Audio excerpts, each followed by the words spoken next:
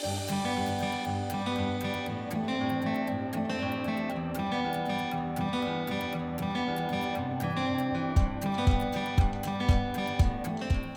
fy marn I, mae'r athro yn goffi bod yn frwdfrydig amdano'r pwnc, oherwydd wedyn efallai mae'n gwneud y plant yn y dosbarth I teimlo'n frwdfrydig am y pwnc.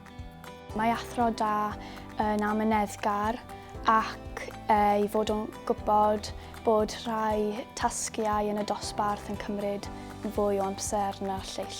Dwi'n credu dylai athrawes da fod yn gallu bod yn hyderus, cael perthynas da gyda'r ysgolion ac yn gwneud y gwersi'n hwyl. Dwi'n credu dim angen bod yn swil. A hefyd I bod yn amyneddgar gyda'r plant a I esbonio popeth yn glir. Ac I ddangos brwdfrydedd yn eich pwnc. A jyst mwynhewch y profiad o dysgu.